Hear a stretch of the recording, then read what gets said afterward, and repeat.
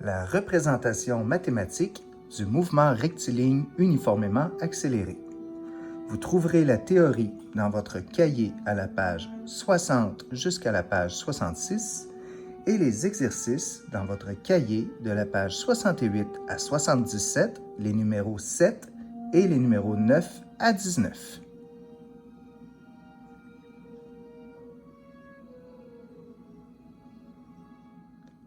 Lors de la dernière vidéo, nous avons étudié 3 représentations graphiques pour étudier le mouvement rectiligne uniformément accéléré.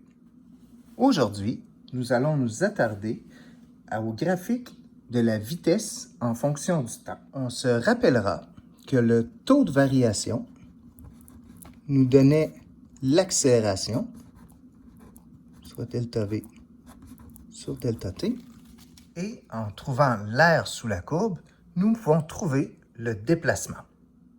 Commençons par déterminer l'aire sous la courbe entre 2 points, soit à un temps initial t0 jusqu'à un temps final t. Nous remarquerons qu'au temps initial, nous avions une vitesse initiale v0 et au temps final, une vitesse finale v. Nous pouvons considérer 2 formes géométriques. La première étant un trapèze, donc la base ici étant l'axe. Donc la grande base du trapèze étant la vitesse finale, la petite base du trapèze étant la vitesse initiale et la hauteur de notre trapèze, delta t, ici. On se souvient premièrement que l'aire d'un trapèze se calcule en additionnant la grande base et la petite base, multipliée par la hauteur, divisée par 2. Pour notre trapèze, donc on a dit la grande base étant la vitesse finale, plus la petite base étant la vitesse initiale, multiplié par la hauteur de notre trapèze, soit le temps, divisé par 2. En considérant que l'aire sous la courbe de notre graphique représente le déplacement, on peut dire que le déplacement de mon mobile peut se calculer en additionnant la vitesse finale et la vitesse initiale multipliée par le temps écoulé divisé par 2. Nous pouvons aussi considérer cette forme géométrique comme étant l'addition d'un triangle et d'un rectangle. On se souvient que l'aire d'un triangle se calcule comme étant la base fois la hauteur divisée par 2 et l'aire d'un rectangle en multipliant la base fois sa hauteur. De la même façon, on se souvient que l'aire d'un triangle se calcule en multipliant sa base fois sa hauteur divisée par 2 et l'aire d'un rectangle en multipliant la base fois sa hauteur. Dans le cas présent, on peut prendre la base de notre rectangle comme étant la vitesse initiale et sa hauteur comme étant le temps écoulé. Dans le cas du triangle, nous pouvons considérer la base de notre triangle comme étant la différence des vitesses, la hauteur de notre triangle, le temps écoulé, divisé par 2 pour trouver l'aire sous la courbe de cette section. On a donc 2 équations pour nous donner l'aire sous la courbe de notre graphique. La première était à partir du trapèze qui nous donnait que la vitesse finale plus la vitesse initiale multipliée par le temps divisé par 2 nous donnait l'aire sous la courbe, donc le déplacement. Nous avons aussi, en calculant l'aire sous la courbe avec un rectangle et un triangle, soit la vitesse initiale multipliée par le temps, plus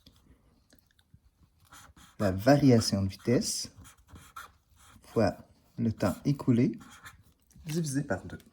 Le problème avec ces 2 équations est que nous avons besoin des 2 mêmes variables. Donc, dans ce cas-ci, nous avons besoin de la vitesse initiale, le temps écoulé. Dans ce cas-ci, la vitesse initiale et la vitesse finale, c'est la variation de vitesse, et le temps. Pour une équation ou l'autre, on a besoin des mêmes variables pour avoir le même résultat. On sait très bien que certaines variables peuvent être manquantes quand on étudie certains problèmes.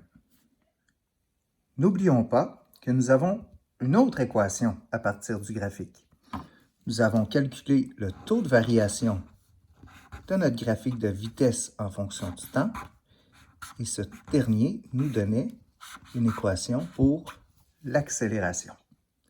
De notre première équation, on peut découler deux choses, soit que la vitesse, la variation de vitesse est égale à l'accélération multiplié par le temps, ou que le temps peut valoir la variation de vitesse divisée par l'accélération. Il se peut très bien que dans un problème, nous n'ayons pas la variation de vitesse. On peut avoir juste la vitesse initiale sans nécessairement avoir la vitesse finale. Et, par contre, qu'on possède l'accélération. Donc, dans notre équation 3, on peut venir substituer la variation de vitesse par l'accélération multipliée par le temps. Ce qui nous donne que delta S est égal à V0 delta T, ça ne bouge pas. Delta V ici vaut l'accélération fois le temps, multiplié par le temps, divisé par 2. Donc ici, c'est l'équivalent de delta V. En simplifiant notre équation, on se retrouve que la variation de position, donc le déplacement,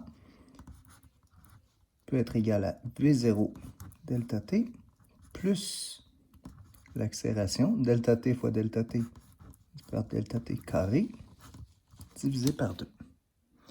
Ce qui me donne une quatrième équation. Donc, le déplacement est égal à V0 delta T plus A delta T carré sur 2. Il se peut également que dans un problème, le temps ne soit pas donné, mais qu'on ait l'accélération. Dans ce cas, nous prenons la première équation que j'installe dans la deuxième équation. Donc, on a que delta S nous donne, on a toujours ici V plus V0 divisé par 2. Donc, le temps ici va aller delta V sur l'accélération. Une fois simplifié, on arrive avec V final au carré moins V initial au carré sur 2 fois l'accélération, que nous nommerons 5. Nous avons donc 5 équations pour être capable de résoudre différents types de problèmes en mouvement rectiligne uniformément accéléré. Cependant, trop, c'est comme pas assez. Ici, il y a au moins une équation qu'on peut se débarrasser. On se souvient que l'équation 2 et l'équation 3, dans ce cas-ci, sont deux équations qui nous donnent le même résultat, soit le déplacement, avec les mêmes variables, V final, V initial, delta T. On va enlever, du moins supprimer, celle la plus compliquée à appliquer, qui est celle avec la variation de vitesse. Vous retrouverez dans votre cahier à la page 60 les mêmes équations, mais écrites sous des formes différentes. Donc, nous avons ici que A est égal à delta V sur delta T. Ici, on prend comme notation delta V, A et delta T. Dans notre cas ici, je prenais delta S, V pour V final et V0 pour V initial. Donc, dans votre cahier, vous retrouvez VI, VF et X pour le déplacement. Nous avons le même principe ici et sur ma cinquième équation, le même principe aussi. Tel que vu dans la vidéo précédente, On peut avoir plusieurs exemples de mouvements rectilignes uniformément accélérés. La chute libre est un de ces derniers. Dans ce cas-ci, un plongeur en saut de l'ange s'apprête à tomber dans l'eau. On sait que son mouvement sera rectiligne vers le bas. Et on connaît aussi son accélération, soit G, qui est égale à moins 9,8 mètres par seconde au carré.